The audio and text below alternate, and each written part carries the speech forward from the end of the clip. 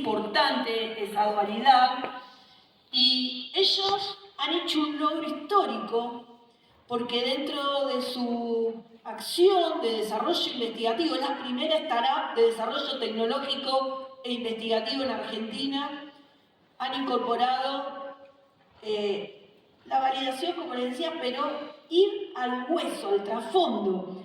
Ellos han logrado mostrar cómo la investigación oficial muchas veces tiene las debilidades que le vuelcan a los equipos de carácter civil. Porque el conocimiento va más allá de un grado, de una representación, de un título. El conocimiento suma muchas otras cuestiones que tienen que ver con ir a fondo con la información, establecer criterios en las fuentes, validar con los laboratorios, buscar personas con experiencia que nos puedan contar y trasfondar en eso que nos cuentan. Realmente hay mucho por detrás de esto. Quiero presentarles a uno de los emergentes más importantes de los últimos 2 años. Son el equipo de Fénix 4, como les decía, la primera startup de desarrollo tecnológico e investigativo en la República Argentina.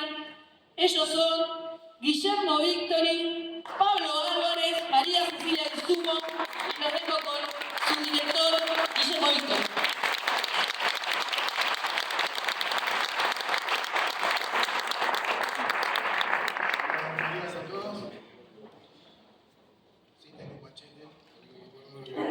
Tengo que decir, no importa. El concepto está claro. Mi nombre, como ya lo presentó Andrea, es Guillermo Victory, soy el responsable del equipo de investigación de Fénix 4. Y hoy, junto a Pablo Álvarez, y María Cecilia de Sumo, le queremos traer a ustedes, María Cecilia de Sumo. El objetivo principal nuestro para la exposición de hoy es traerle todas las definiciones para así llegar a lo que es, para llegar a entender qué es un experimentador. A lo largo de la charla vamos a estar hablando de qué son, qué nos define como tal a los experimentadores, de dónde nace el término, cuáles son los aspectos físicos que presentan y qué hechos en común unen a todas estas personas, ¿no? Y también algo que es muy importante, quién podrían ser futuros experimentadores. Después vamos a estar hablando también de lo que es, cuál es el rol de esta nueva lista, porque si ya bien se había hablado en otra oportunidad, no con el término de experimentadores, pero ya había habido algún atisbo sobre esta dirección, y de hecho hay documentos que así lo afirman, pero no exactamente con la rotulación de experimentadores. ¿Quiénes son los que llevan a cabo estas investigaciones?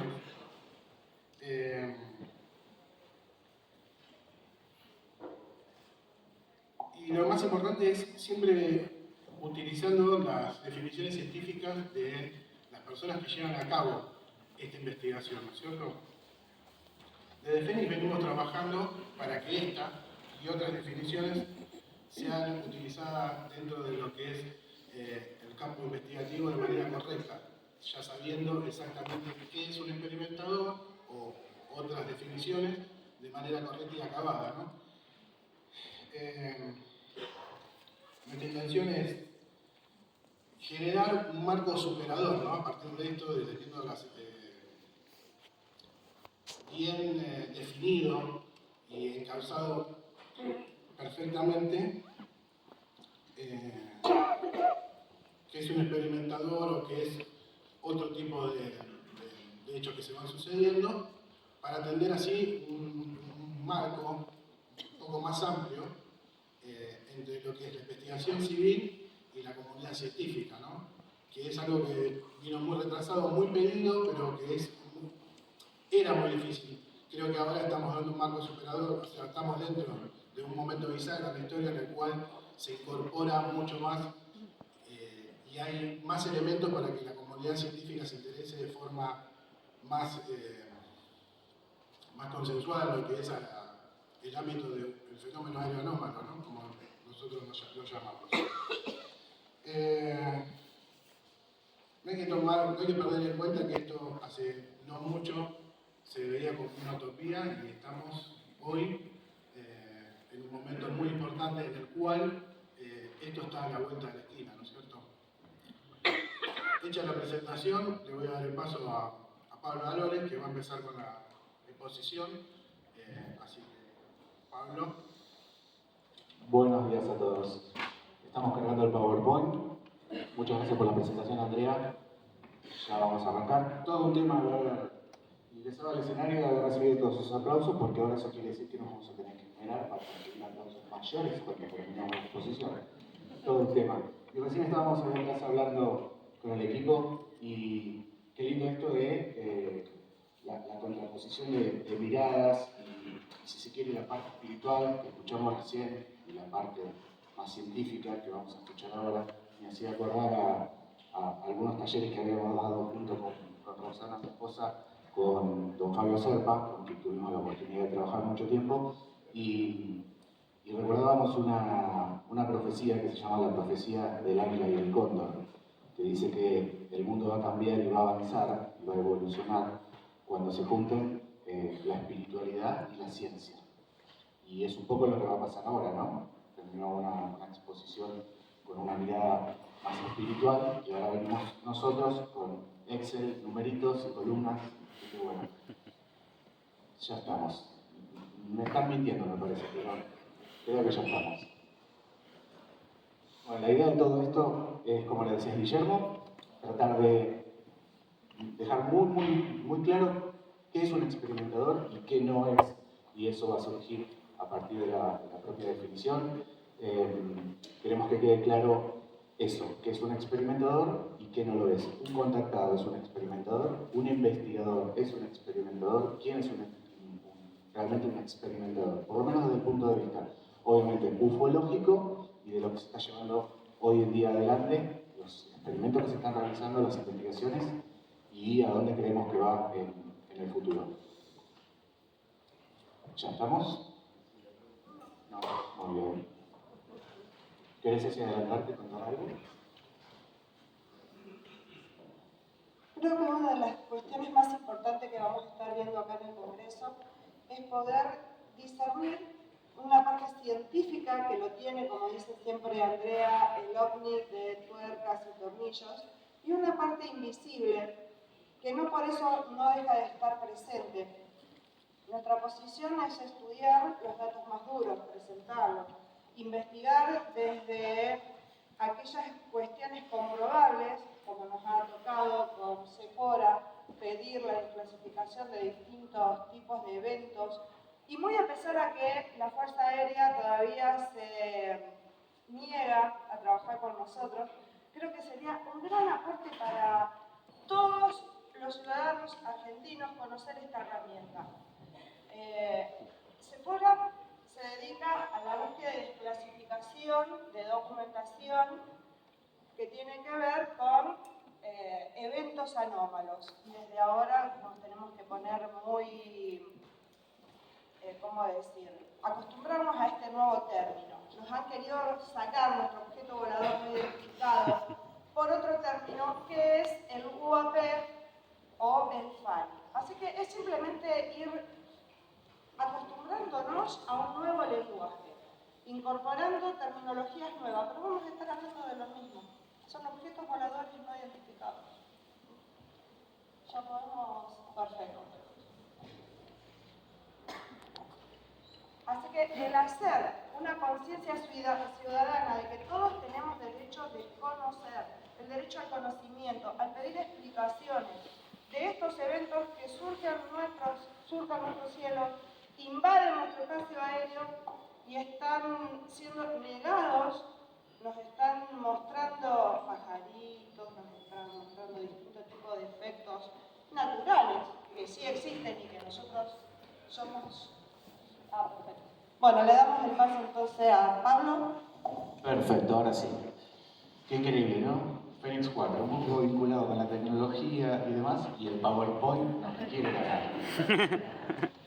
Bueno, vamos a arrancar, avanzamos la diapositiva, vamos a arrancar primero con qué es un experimentador, avanzamos otra vez. El origen del término experimentador en el campo de la ufología. Experimentador viene de experiencias, en inglés, obviamente. Y es un término que comenzó a utilizarse allí por los años 60, apareció en alguna literatura especializada, pero después fue como medio olvidado hasta los años 90, los principios de los años 90, cuando un personaje que creo que la mayoría de nosotros conocemos, que se llama Robert Bigelow, comenzó a hacer investigaciones en lo que es el Skinwalker Ranch. Skinwalker Ranch, porque yo estuve toda la semana tratando de no confundirme y decir Ski Ranch, porque yo soy de Buenos Aires, es un boliche muy conocido, y cada vez que practicaba la exposición decía Skin Ranch, no, es el Skinwalker Ranch. Cuando hacen las investigaciones en ese rancho, en ese campo, se encuentra con que, bueno, hay infinidad de eventos, ¿no? Que van desde anomalías electromagnéticas hasta abducciones, avistamientos de ovnis, mutilación de ganado, etc. Es un lugar realmente completísimo. Y encuentra con que aquellos investigadores que habían trabajado, obviamente en la investigación, y los trabajadores del lugar, después de la vivencia de estos eventos, tenían ciertos efectos sobre su cuerpo, efectos biológicos, se dice, ¿sí? Yo les llamo efectos colaterales, porque es un efecto colateral por la vivencia del fenómeno. Así que allí nace el término de experiencers, que nosotros hoy lo presentamos como experimentadores. Avanzamos una diapositiva, otra más, y vamos a empezar a definir qué es un experimentador. Básicamente, la definición cae en 4 patas. ¿Sí? Es una mesa de 4 patas. Si una de estas patas falla, la definición se cae. Un experimentador tiene que tener las 4 características que vamos a ver hoy. Ni una más, ni una menos. ¿Sí? Avanzamos una, y la primera, obviamente, es que es una persona que ha sido testigo de un evento UAP. Yo digo UAP, es lo mismo que decir, para mí, es lo mismo que decir OVNI, que decir UFO. De hecho, la terminología UAP, a mi criterio, humilde criterio, creo que es una cuestión nada más que del presupuesto americano y nada más, pero todos saben que es UAP y todos saben que es OVNI. Entonces ha sido testigo de un evento OVNI. Y como característica número 2, que aunque parezca redundante, el evento que ha visto esta persona, este testigo, obviamente no tiene explicación. Bueno, por eso es UAP, pero lo queríamos dejar bien claro como una segunda característica. Es un testigo que ha sido testigo, para la redundancia, de un evento UAP, y este obviamente no tiene explicación, porque si tuviera explicación, obviamente ya deja de ser un testigo UAP y ya deja de ser un experimentador. Como tercera característica tenemos los efectos biológicos o los efectos colaterales. A mí me gusta decir efectos colaterales. Y estos pueden ser desde lo físico hasta lo mental, desde lo físico hasta lo psicológico. ¿Sí? Después, más adelante, María Cecilia de Sumo, en un ratito, nos va a explicar en detalle qué son esos efectos biológicos. Es decir, de alguna manera, el testigo se lleva puesto, hablando en criollo, se lleva puesto un souvenir por el hecho de haber sido testigo de ese evento. Avanzamos una diapositiva y encontramos otra pata fundamental, quizá la más fundamental de las 4, y es que esos efectos biológicos tienen que sí o sí, y es sí o sí en mayúscula, ser comprobados por la ciencia, es decir, ser comprobados por la medicina.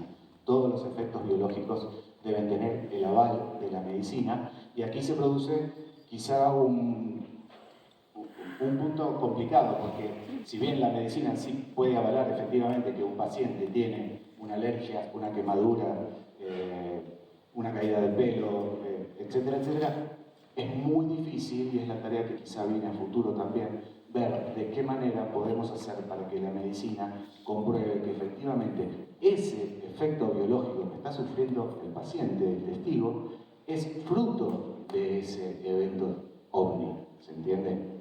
Porque no es lo mismo que una persona que haya sido testigo de un evento OVNI y de pronto aparece con quemaduras en su espalda, por decir, una lesión en la piel.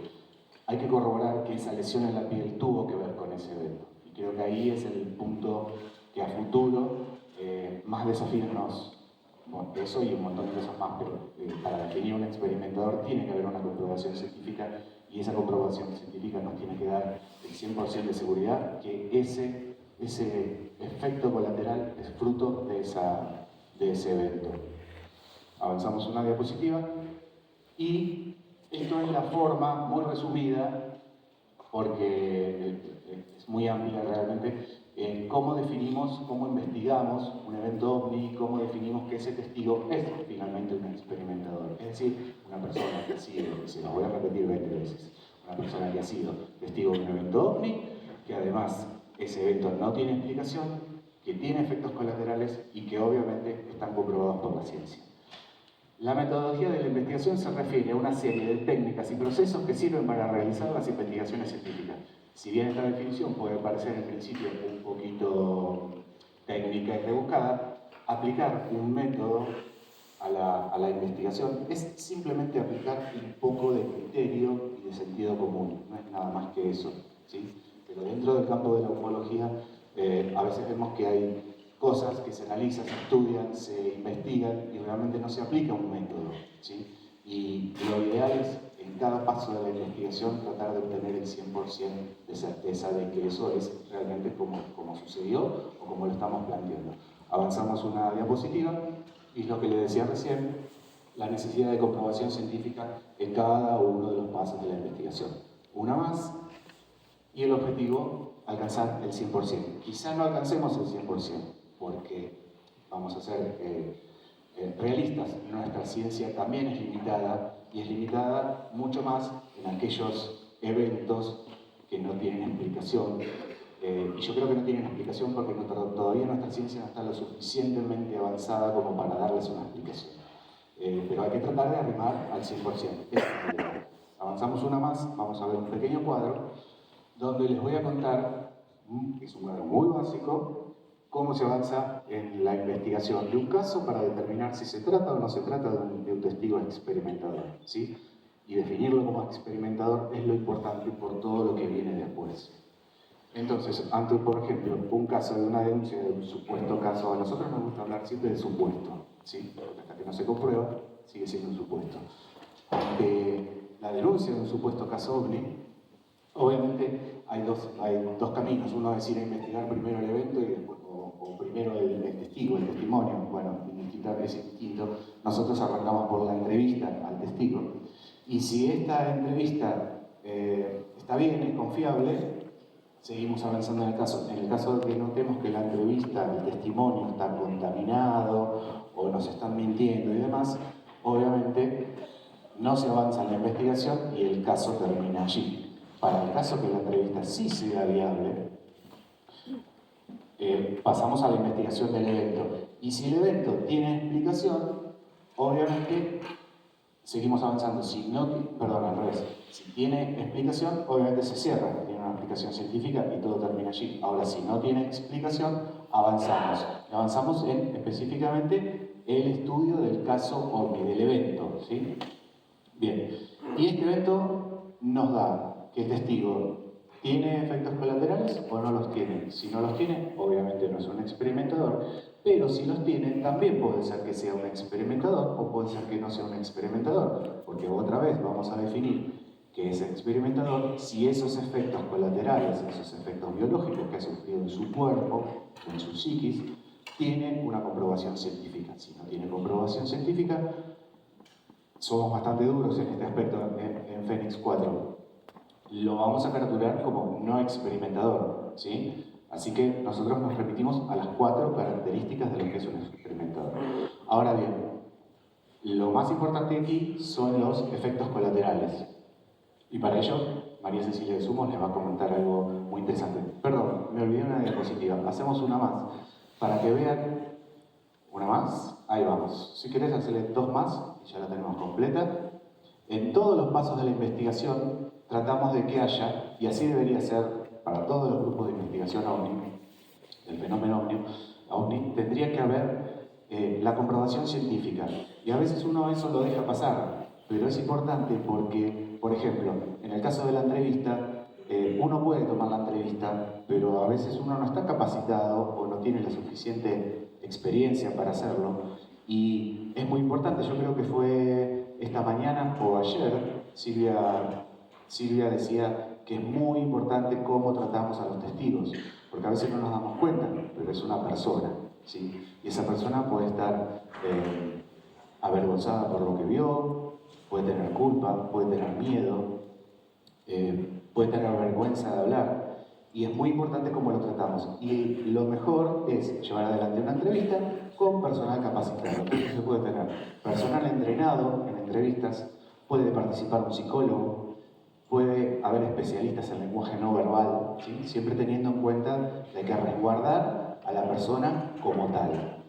En el caso, por ejemplo, que estemos analizando el evento, allí la lista, aquí es muy cortita, puede ser realmente muy grande. Tenemos desde, si hubiera foto o video, fotógrafos, astrónomos, pilotos, para el caso que necesitáramos alguna información de tipo de aeronavegación, meteorólogos, físicos, ingenieros, químicos, ¿sí? Y para el caso de los testigos con eventos biológicos, allí entra de pleno la ciencia y la ciencia médica, y dentro de la ciencia médica una infinidad de especialidades médicas, como pueden ser el clínico médico, psiquiatras, psicólogos, neurólogos, dermatólogos, otorrinolaringólogos, ginecólogos y traumatólogos y un montón más, ¿sí? Y eso es lo que se busca, la comprobación científica en cada uno de los pasos. No podemos avanzar al paso siguiente si no estamos seguros que lo anterior fue certificado y es certero al 100%.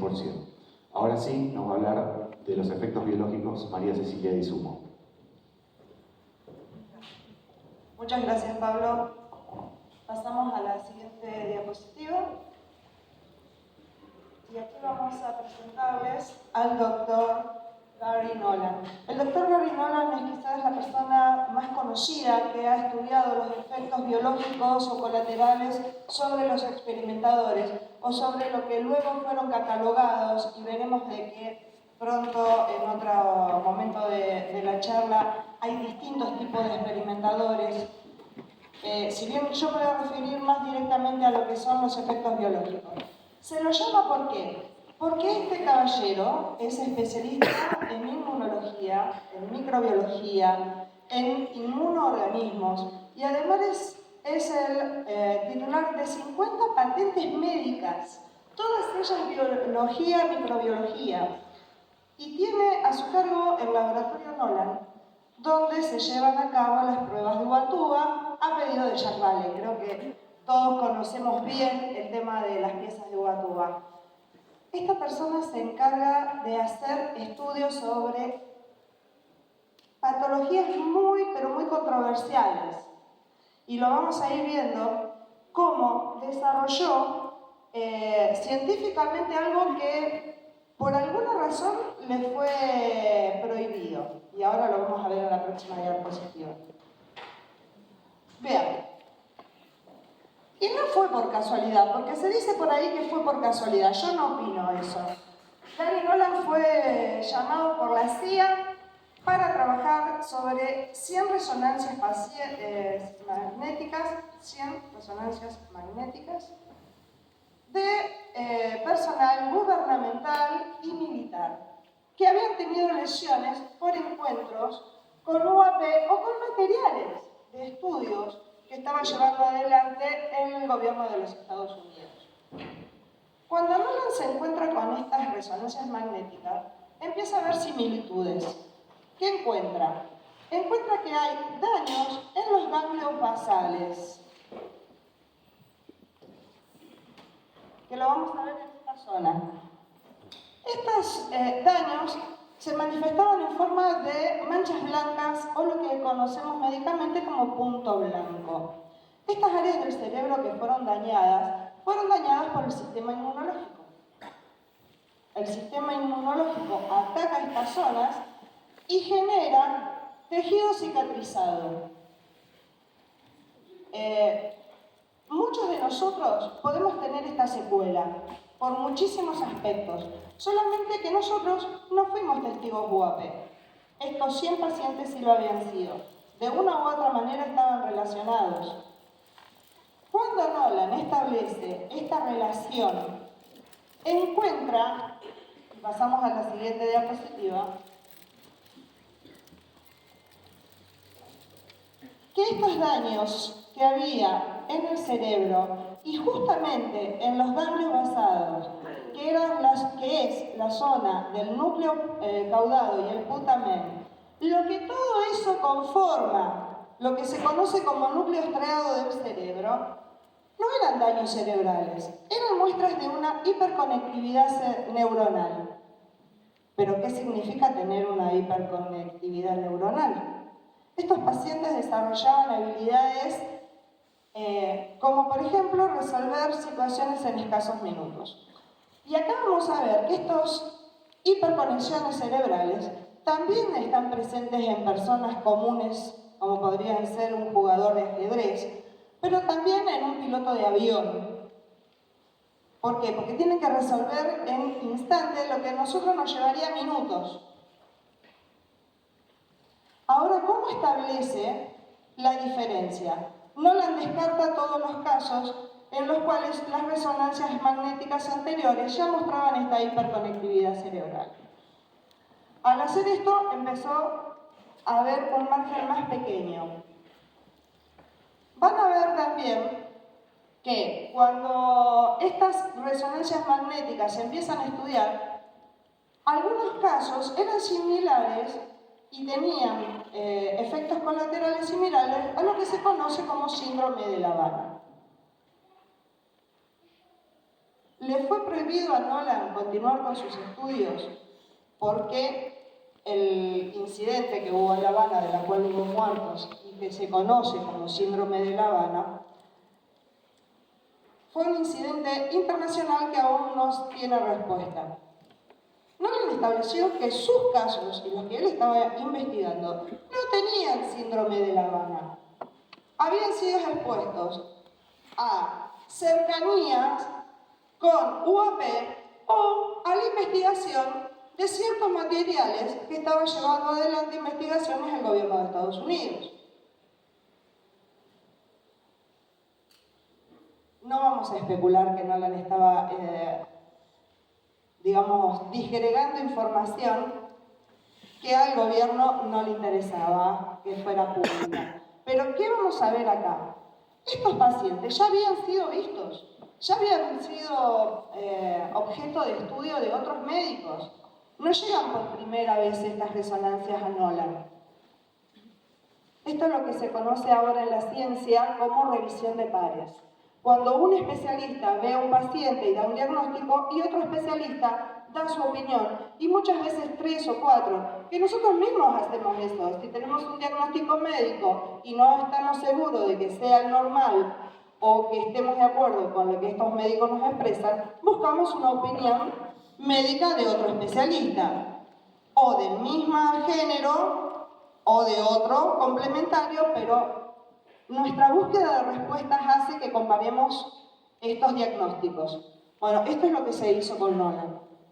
Pedir una comparación de diagnósticos para poder tener mayores estadísticas. La CIA había acumulado muchos expedientes médicos, tantos que aparece el Dr. Keith Green como uno de los, acá lo tenemos, uno de los que toma otros casos. Algunos de los casos eran los que estaba analizando Nolan. ¿Qué pasa? Nolan se le prohibió que continuara con las investigaciones.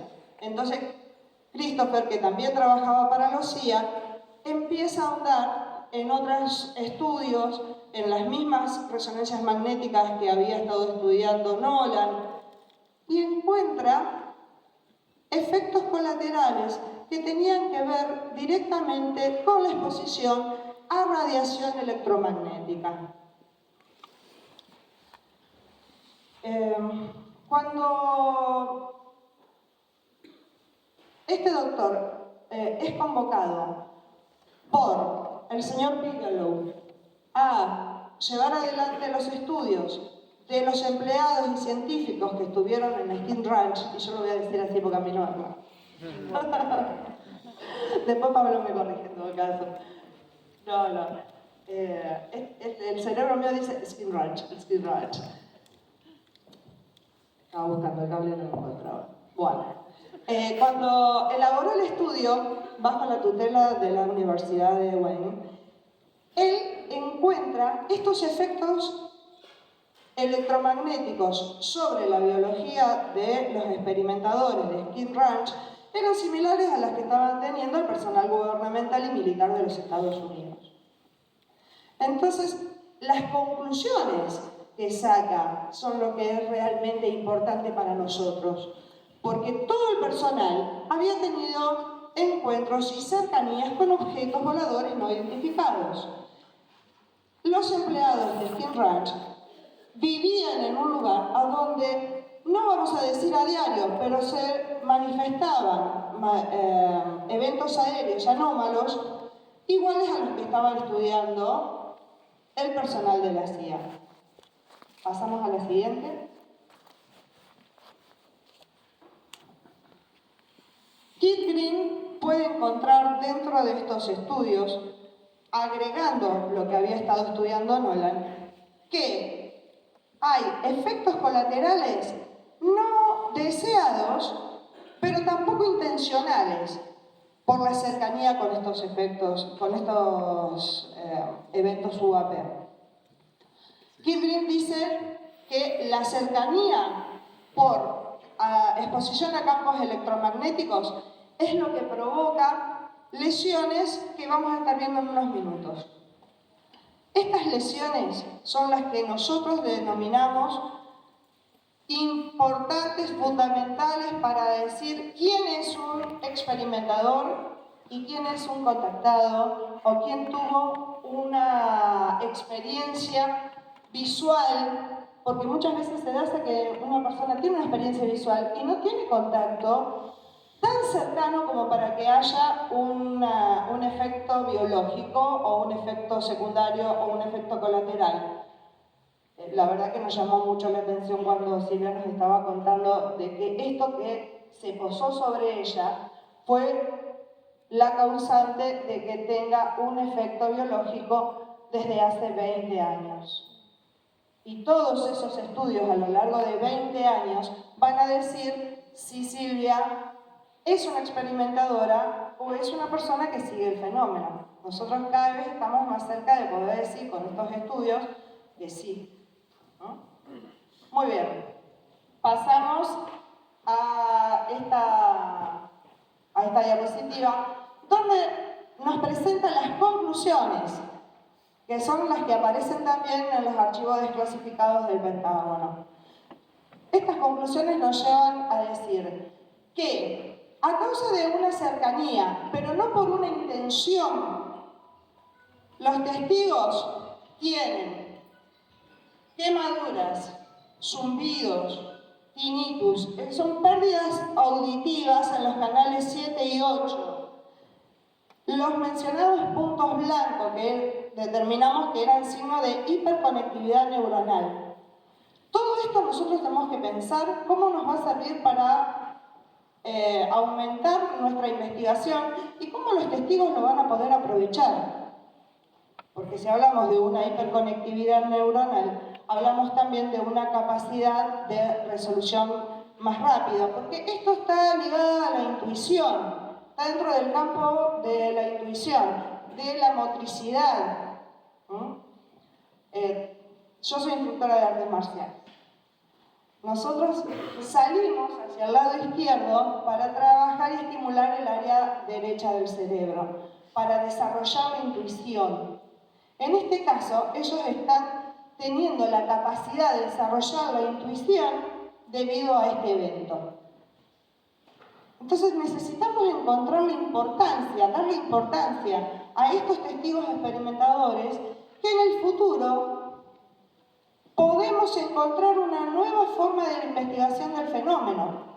De alguna manera relacionarlos, porque si bien algunos tienen la hiperconectividad neuronal, otros tienen quemaduras por radiación que puede ser electromagnética, ionizante, no ionizante, pérdidas auditivas, como dije antes, problemas visuales, porque se han dado casos de conjuntivitis, de quemaduras, muchísimas lesiones. Y como decía Silvia, si todas las personas conocieran los efectos colaterales de un encuentro cercano con un objeto volador no identificado, no sé si querrían que sea así. Yo como investigadora también he querido tener ese encuentro cercano. Me encantaría ver el ovni acá arriba, 2 metros de mi cabeza. Pero después de haber estudiado todo esto me pregunto si es así. Si realmente estoy preparada para tener ese encuentro y asumir los efectos colaterales que podría tener mi cuerpo. Y como vamos a ver, hay personas que han muerto a causa de este fenómeno. Y creo que podemos ver en el museo la ropa de Cota Coleman. El fenómeno intencionalmente no agrede. Al menos Phil Green dice que en sus conclusiones no se ha encontrado documentación ni comprobación de que sea por una agresión, sino que es por cercanía.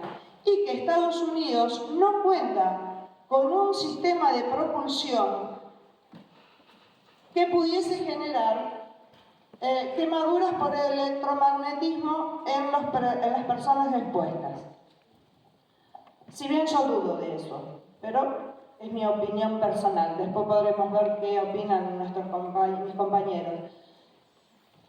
Cada vez que tenemos una persona con un efecto colateral de esta magnitud, tenemos que pensar que se intervino un campo electromagnético, un campo de microondas. Todos nosotros estamos siendo expuestos a estos campos todos los días. Y van a ver que hay muchas personas, y cada día más, que tienen secuelas por el uso de sus teléfonos celulares, de sus microondas.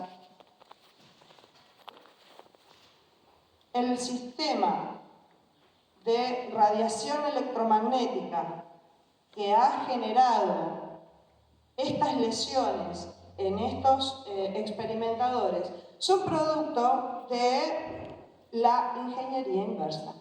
Nosotros hemos aprendido a estudiar las propulsiones de estos objetos voladores no identificados a través de las secuelas biológicas que tienen los experimentadores. Reproduciendo las secuelas biológicas podemos saber de qué se tratan estos campos y cómo podrían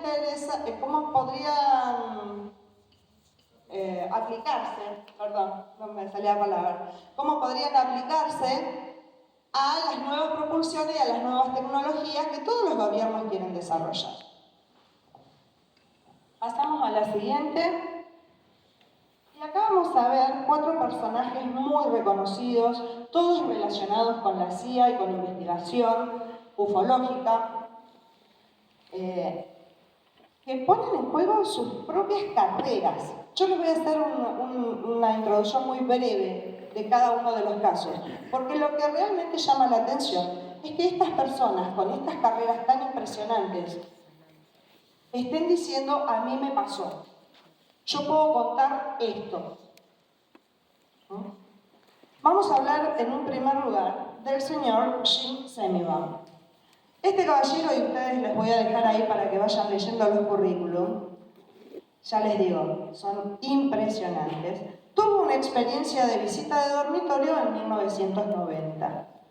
Él estaba durmiendo con su esposa, y acá vamos a ver también que los 4 testigos que vamos a presentar, sus parejas han sido también testigos, pero ninguno de ellos quiere hablar. Bueno, vamos a ver que Jim Semivan tuvo esta experiencia de dormitorio donde él dice que aparecieron unos seres, que la experiencia fue muy molesta, que más molesta fue para su esposa, pero que él no puede contar realmente todo lo que sucedió porque sus estudios están siendo revisados y monitoreados. Pero deja entrever que fue secuestrado de alguna manera y tanto a él como a su esposa le hicieron pruebas médicas. De todas maneras, no tenemos el expediente para poder hacer una verdadera comprobación científica de si es un experimentador o no. De todos ellos nosotros estamos esperando pruebas, pero tienen que conocerlos por esto. 25 años de carrera, miembro superior de inteligencia de la CIA. No son personas que pasan desapercibidas. Pasamos a la siguiente. Aquí les voy a presentar a John Ramírez. John también es oficial retirado de la CIA y su experiencia, yo creo que nos vamos a resolver pronto. Tenemos que resolverla pronto. A mí la que más me gusta es la experiencia de él. Y ahora les voy a contar por qué. Estaba trabajando en la CIA y empieza a tener una hemorragia nasal. Sale a buscar unos pañuelos, se cae, se golpea. Entonces lo llevan a una clínica. En esta clínica le hacen una radiografía a la columna por la caída, le hacen una placa para ver por qué la hemorragia nasal y encuentran que en su fosa nasal derecha había algo. No nos dicen qué, había algo. Por lo cual necesita una cirugía donde le extraen tejido, le cicatrizan para que no vuelva a tener hemorragia. Pero junto con ese tejido extraen algo que se manda a un laboratorio para ser estudiado y además le dicen que tiene en la columna una cirugía mayor. Y Ramírez dice, no, yo no tengo ninguna cirugía, nunca me operé. No me operé la columna, no me operé de la nariz, porque en esta placa también sale una pequeña cirugía en la nariz, que es la que contenía este tejido que mandaron a analizar. No solamente tejido, parece que había algo más. John Ramírez le pide a la CIA su expediente médico. La CIA hace una notificación, reconoce que existe un expediente médico, pero no se lo quieren entregar. No le quieren entregar el expediente, no le quieren entregar los estudios de laboratorio que hablan sobre qué le sacaron de la nariz. Así que, al igual que de Jim, estamos esperando este expediente médico que ha generado un documento que dice que existe. Nosotros deberíamos pedirlo por FOIA. Tendríamos que hacer un pedido por la FOIA, porque la FOIA es como TAC de Argentina. Es la encargada de la desclasificación de información a la ciudadanía.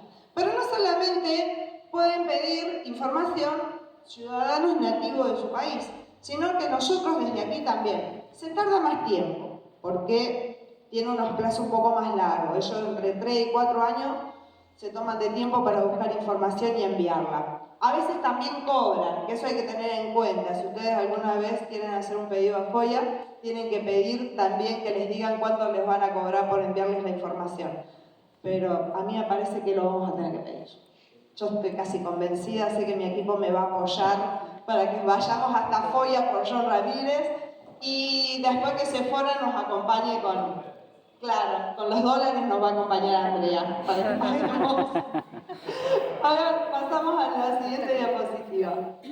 Bien, este es Robert Salas.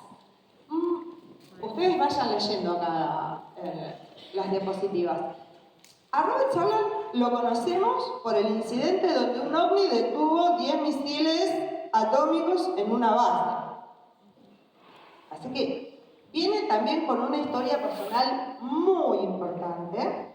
Y Robert cuenta que él y su esposa también tuvieron una visita de dormitorio, donde él se despierta durante la noche y escucha ruidos, piensa de que ha entrado un ladrón, despierta a su esposa y empieza a observar una especie de neblina, un humo de color azul que se acerca a llenar la habitación, y cuando vuelve a mirar a su esposa está otra vez profundamente dormida. Robert nos cuenta de que él es sacado de su dormitorio, llevado a un lugar donde le hacen pruebas médicas, donde con una aguja larga intentan sacarle semen, y que estos seres que estaban haciendo pruebas médicas con él le decían que no le iba a doler, pero que él recuerda un dolor tan grande que sale de ese estado en el que él se encontraba, digamos, alterado por la experiencia, durante sesiones hipnóticas. porque él no sabe cómo salió de su habitación, no sabe cómo llegó a estas pruebas médicas. Durante 2 sesiones hipnóticas empieza a recordar y recuerda todo esto que les conté. La esposa nunca quiso hablar del tema. Él también dice que su esposa tuvo alguna forma de experiencia médica, también alguna secuela médica, pero que sus estudios y sus expedientes están siendo también revisados y estudiados, por lo cual no nos puede presentar las pruebas de esos estudios médicos y de esas comprobaciones de secuelas médicas. Pasamos al siguiente. La siguiente es una dama, es Susan Hansen. A Susan la conocemos más que nada por la desclasificación de documentos en Nueva Zelanda. Es de las mías ella. Acá con Sephora y con Andrea haríamos un equipo maravilloso con Susan.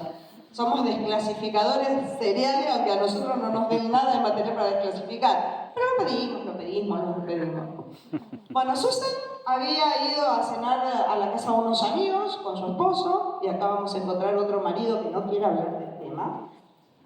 Cuando salen de esta cena, eran las 23:30, van por una colina y al llegar hacia la cima, la noche se hace día. Aparece una luz muy fuerte, muy potente. Ellos se para el vehículo, empiezan a ver esto y pierden el conocimiento. Me encanta que se hagan esos silencios maravillosos en el teatro. Cuando Susan y su esposo se despiertan, ella se siente mal, tiene náuseas, tiene mareos. Él también tiene algunos efectos, no tantos como ella. No sabe cómo regresaron a su casa. Se acuestan a dormir. Al día siguiente, Susan comienza a tener hemorragias nasales, vuelve a tener debilidad, cansancio, vómitos, un montón de secuelas que eran muy compatibles con estas experiencias cercanas a luces anómalas. Susan también tiene en estudio distintas etapas, hay estudios hemográficos, hay estudios clínicos, hay radiografías, pero no están en nuestro poder. Así que si bien ellos son extraordinariamente famosos, son extraordinarios personajes con currículum maravillosos, Fénix 4 no puede afirmar que sean experimentadores hasta que no tengamos los estudios médicos que lo avalen. Y aquí la importancia de lo que va a venir después, con todo lo que nos va a explicar Pablo, sobre cómo diferenciar un experimentador biológico con comprobación científica de uno que ha sido testigo y que son valiosísimos, tanto unos como los otros. Pero estamos en Experimentadores, Ciencia y Contacto. Muchas gracias. Pablo.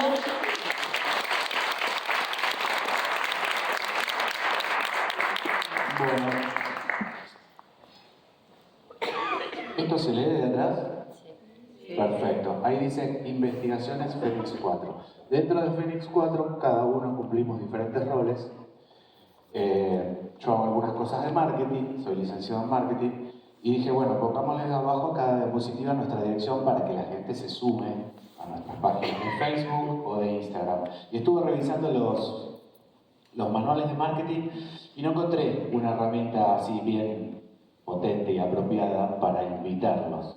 Así que vamos a utilizar otras herramientas. O sea, si no vemos que los números de Fénix 4 en Facebook y en Instagram empiezan a subir, ya decidimos con el equipo, acá el escenario ni Berlanda ni Johanna.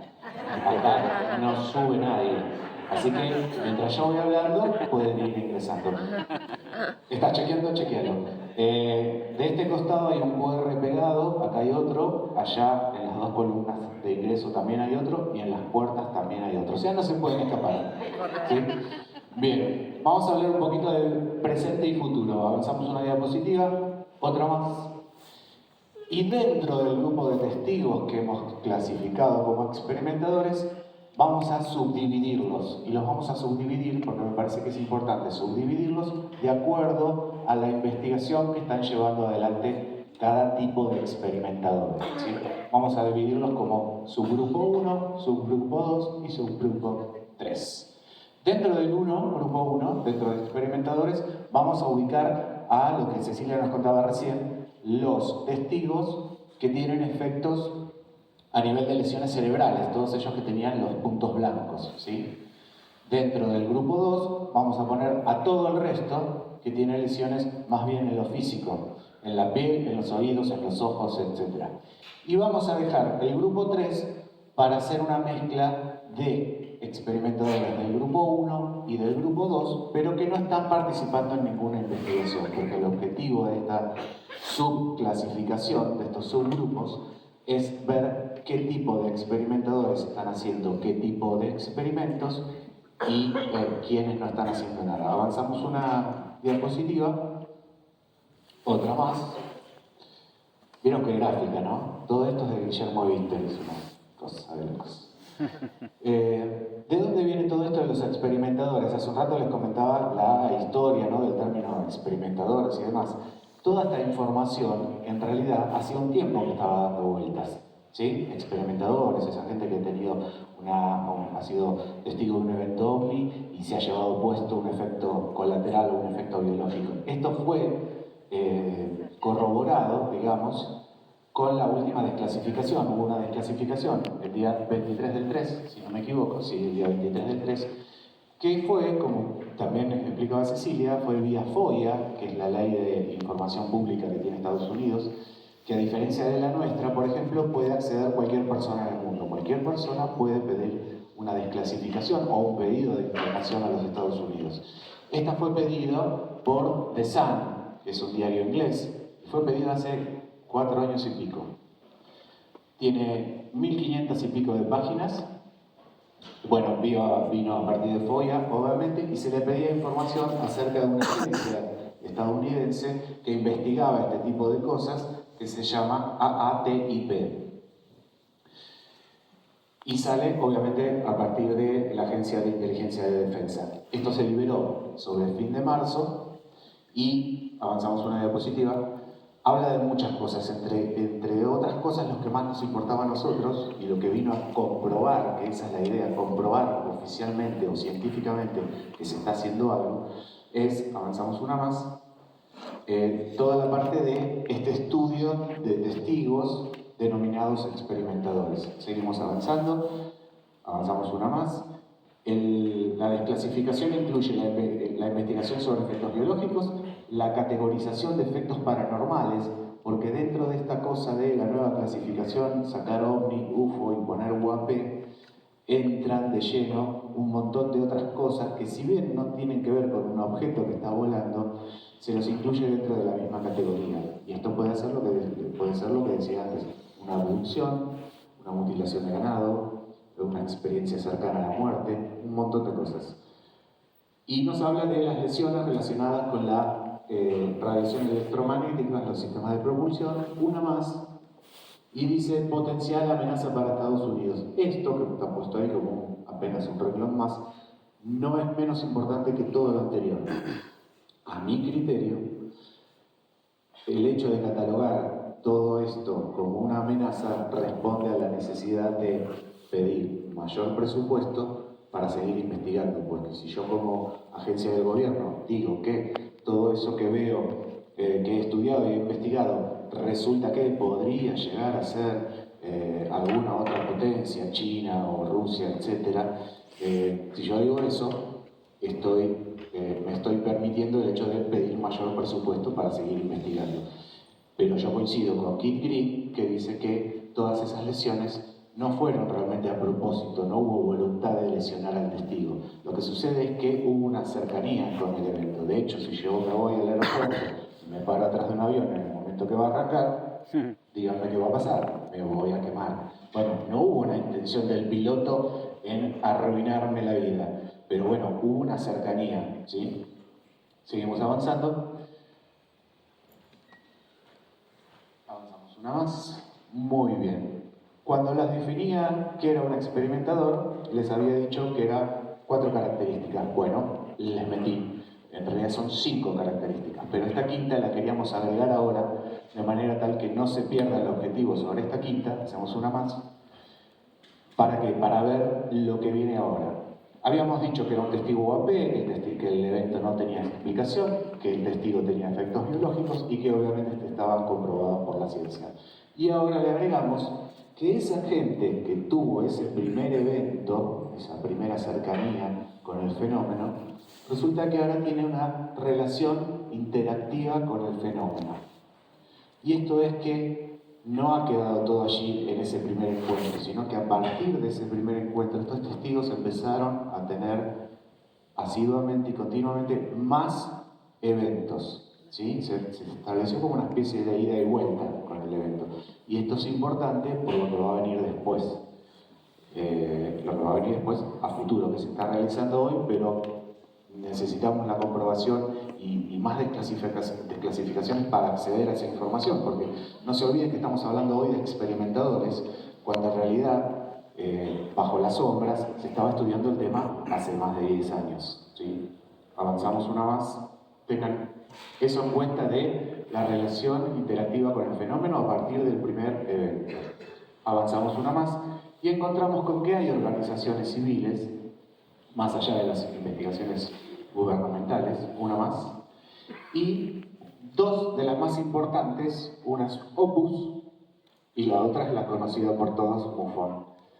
En Opus, al cual en Opus aparentemente está muy relacionado John Ramírez, que recién lo presentaba Cecilia.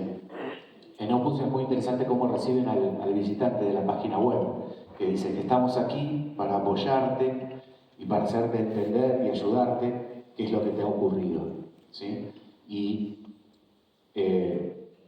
tienen un grupo especializado de profesionales médicos, psicólogos y médicos que apoyan a aquellas personas que se acerquen a denunciar su caso y expliquen que ellos también son testigos experimentadores y buscan la ayuda de esta gente. En MUFON, por ejemplo, también hay un apartado que está allí el título creo, sí. Hay un equipo especializado en atención de experimentadores y si entran, porque está libre para todo el mundo, tiene un formulario, la verdad que es extensísimo. Yo intenté llenarlo porque dije, a ver, ¿qué me responden? No soy experimentador, pero dije, bueno, voy a poner un par de datos a ver si alguien se comunica conmigo, como para saber cómo seguía la investigación a partir del ingreso de un formulario. Bueno, es tan largo que me cansé y lo dejé por la mitad. Pero nos preguntan absolutamente todo, más allá del evento vivido, qué tipo de personas somos, dónde vivimos, qué costumbres tenemos, qué lectura tenemos, si nos gusta el cine, si nos gusta la música. Hacen un estudio realmente completísimo online, a partir del cual después seguramente nos derivan a un grupo de terapeutas, básicamente, seguramente, y de médicos. Avanzamos una más y otra más. Bien, se supone, y no avances porque me sonás la sorpresa, se supone que estas organizaciones y otras, porque hay otras organizaciones que también están trabajando con experimentadores, pero no se manejan tan a la vista como MUFON y Opus, sino que lo hacen más bien por las sombras, trabajando mucho por referencias. Y se supone, digo, y esta es la palabra, se supone, ¿por qué? Porque hay que tratar de empezar a entender que este mundo nuevo que se ha generado en la ufología a partir de la desclasificación del 25 de junio del año pasado, va a haber que leer con mucha atención cada uno de los reportes, cada uno de los informes y escuchar cada uno de los reportajes y de las notas que salen publicadas y tratar de ir sacando los datos importantes de cada uno de ellos, porque ninguno de los jugadores hoy importantes del fenómeno están hablando abiertamente y sacando toda la información junta, sino que están jugando una especie de juego de ajedrez, donde hoy uno dice una cosita, hoy mañana otro dice otra. Fíjense, por ejemplo, Elizondo, Luis Elizondo, que estuvo por Victoria, es un jugador de ajedrez dentro del fenómeno OVNI. Por ejemplo, hoy nos da una nota en un medio, en un canal de YouTube, en un medio gráfico, y nos da un dato. Ese dato es toda una bomba, suena durante 15 días. Ahora, 2 o 3 días después se encuentra con otro periodista, hace otra nota y le tira otra bomba más, otra novedad más. ¿Y qué sucede? Él tiene toda la información junta, pero la va difundiendo un poquito acá, aquel sí, al otro no. Quizá cuando tengamos la oportunidad de escuchar a Elizondo en el programa de Fernando Silva, ahí le saquemos más información. Yo lo estoy esperando porque sé que lo va a lograr. Sí, en serio. Obvio. Y bueno, todas estas organizaciones civiles están trabajando en lo que se supone, aparentemente, se llama CE6. ¿Y qué es el CE6? Hacemos un clic más. Es el contacto iniciado por humanos con soporte auxiliar de radio, de señal de radio. ¿Y qué es lo importante acá? Que hasta ahora el fenómeno, y si hubiera una inteligencia detrás del fenómeno, era la que decidía hacer el contacto.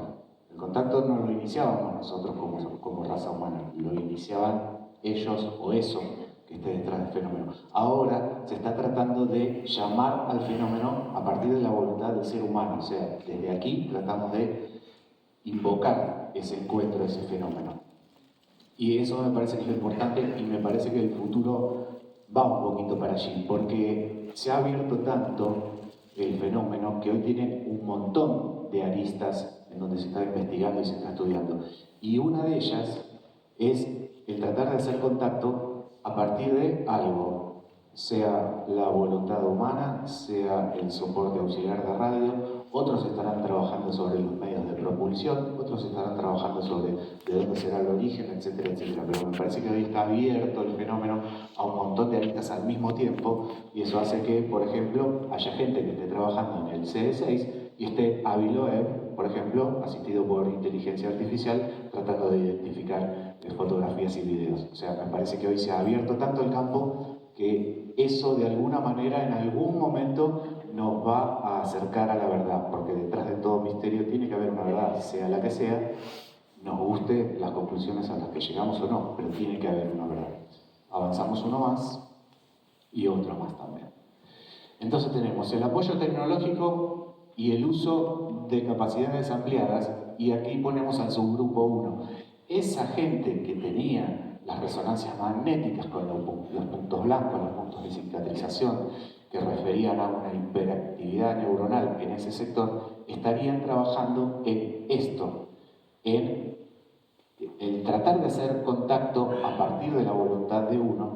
Y yo no sé, y esto me faltó agregar allí un pequeño signo de interrogación, y es el uso de capacidades ampliadas. ¿Será que esta gente, y esto es como para pensar y debatir, no lo estamos afirmando, pero será que esa gente que tiene esas resonancias magnéticas con esos puntos blancos tiene de alguna forma una capacidad ampliada que le permite tratar de conectarse con aquello que no se ve a simple vista?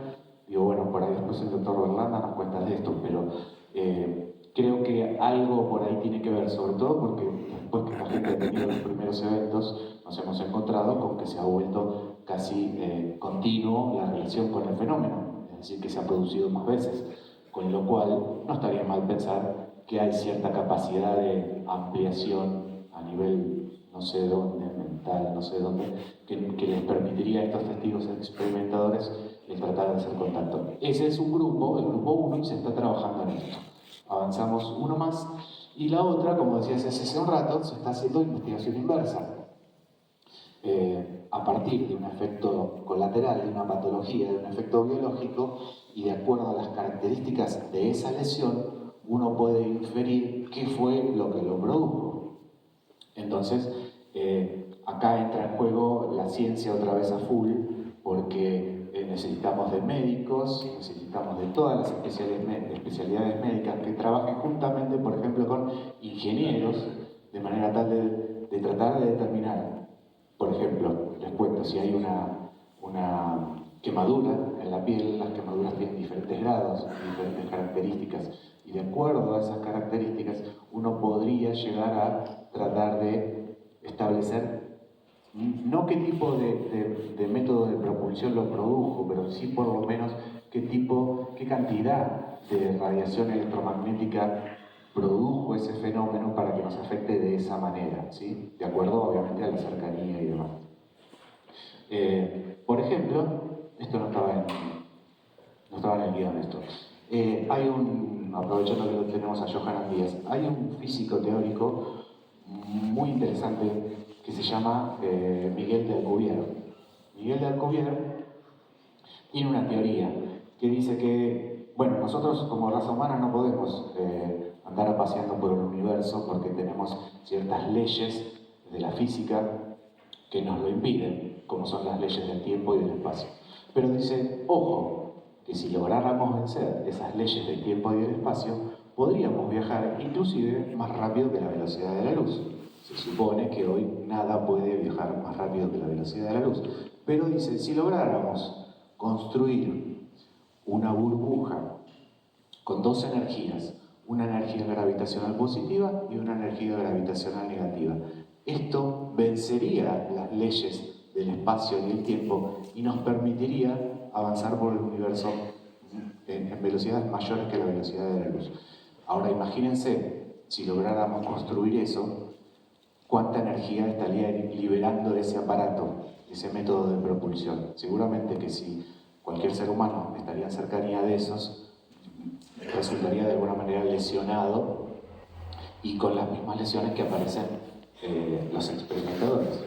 Así que bueno, el subgrupo 2, que eran aquellas personas que tenían efectos colaterales biológicos que tenían que ver con quemaduras y zumbidos en los oídos, etc., estarían trabajando en esto, en tratar de hacer una investigación inversa para tratar de determinar cuál podría llegar a ser el método de propulsión de aquello que han visto.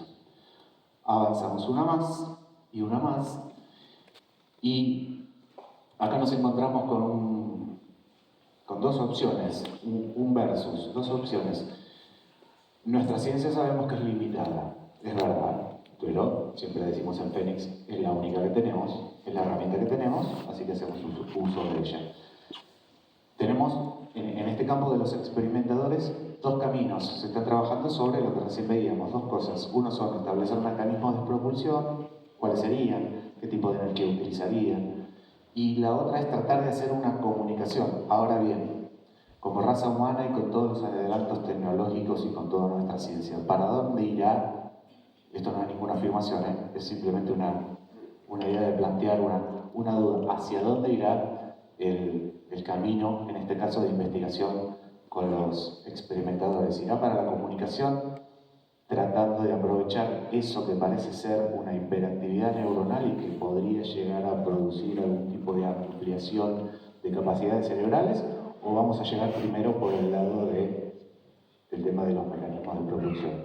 Bueno, creo que hoy el fenómeno en el estudio de los experimentadores, porque obviamente hay un montón de otros estudios y otras aristas, se va a debatir entre estos dos caminos, o quizá los dos al mismo tiempo, vamos a ver quién llega primero. Si me preguntan a mí, yo voy por el primero, por eso lo puse grande y en rojo. Y por eso le puse el simbolito que algunos habrán visto en la película de Arrival. Avanzamos uno más y le damos ahora el paso, no, uno menos, ahí va, ahí el señor Guillermo Victory, que nos va a hacer unas pequeñas conclusiones.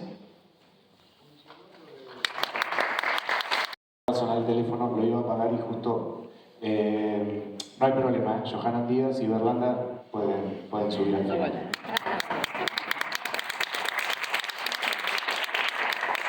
Bueno, recuerda que tanto Pablo como Cecilia y yo hemos dicho que hablamos en supuestos, ¿no? ¿Y por qué hablamos en supuestos? Porque todo esto está correctamente marcado, no lo nuestro, obviamente la gráfica, sino el desarrollo desde Gary Mellon en adelante y el tema experimentadores.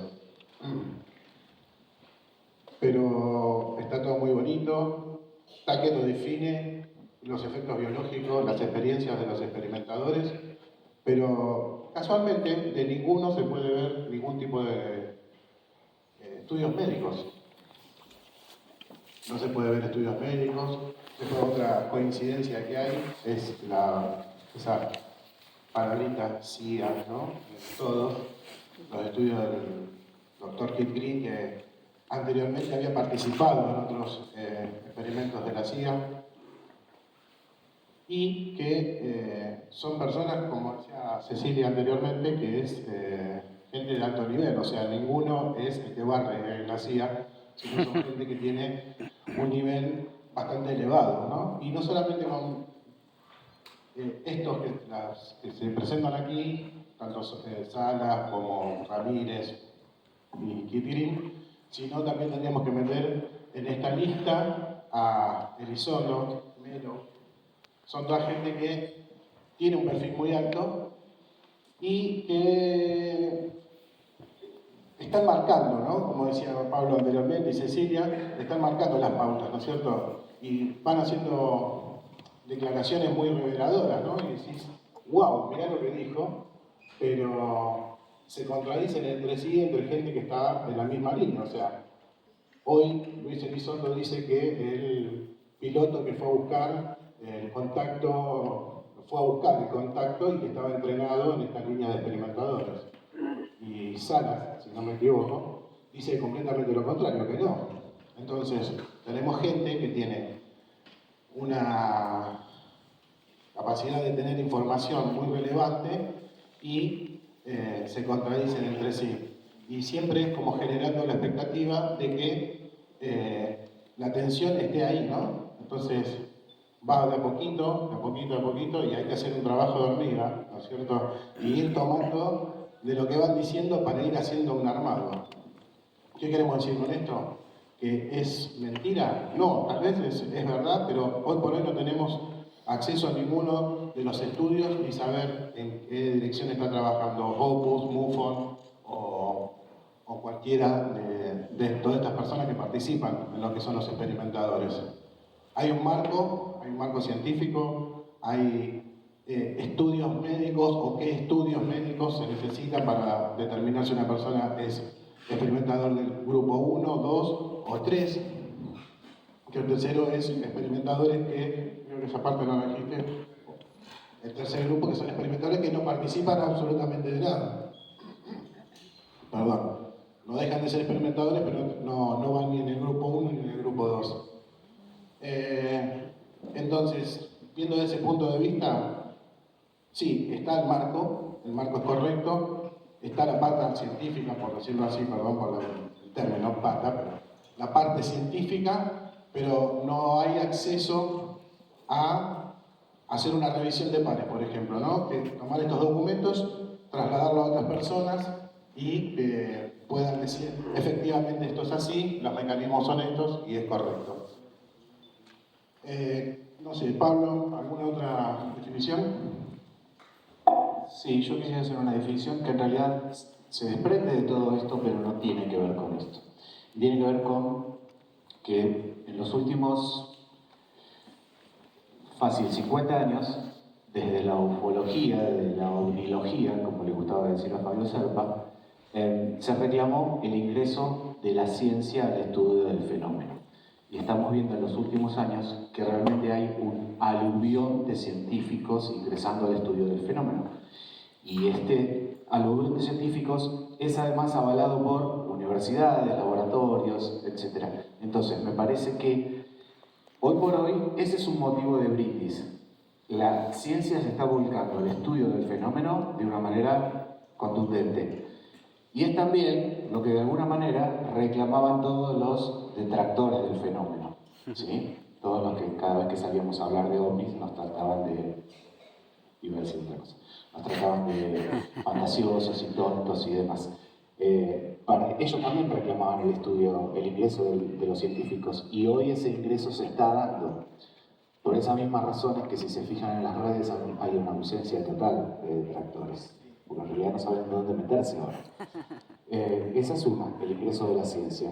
Y la otra es que todo esto de los experimentadores, como explicaba Ceci antes, les llegan los estudios a Nolan para que los analice, pero ¿por qué llegaron a esos estudios? Les llegaron porque esos estudios, quien tenía la facultad de archivarlos, los archivó y no los tiró en un tacho de basura, que es lo que sucede aquí en Argentina.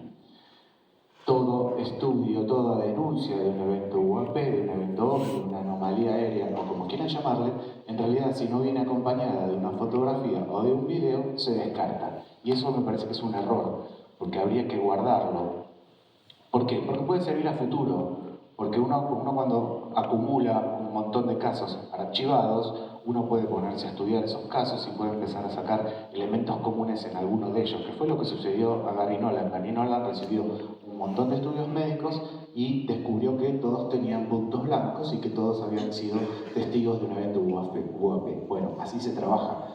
Si vamos a descartar absolutamente toda la denuncia que hay, que le llega al organismo, que en este caso en Argentina se llama CIAE, lo vamos a descartar, pues bueno, no tenemos posibilidad de trabajar a futuro. Así que solamente quería decir esas dos cosas. Deberíamos brindar por el ingreso de la ciencia al fenómeno y tenemos que hacer también un trabajo para que se empiece a trabajar con la documentación de una manera diferente, por lo menos aquí en Argentina, que nos permite también en algún momento entrar en esta nueva movida y en esta nueva forma de ver el fenómeno que ya es a nivel mundial y que aquí en Argentina me parece que nos estamos quedando un poquito detrás. Así que bueno, por su atención, muchísimas gracias.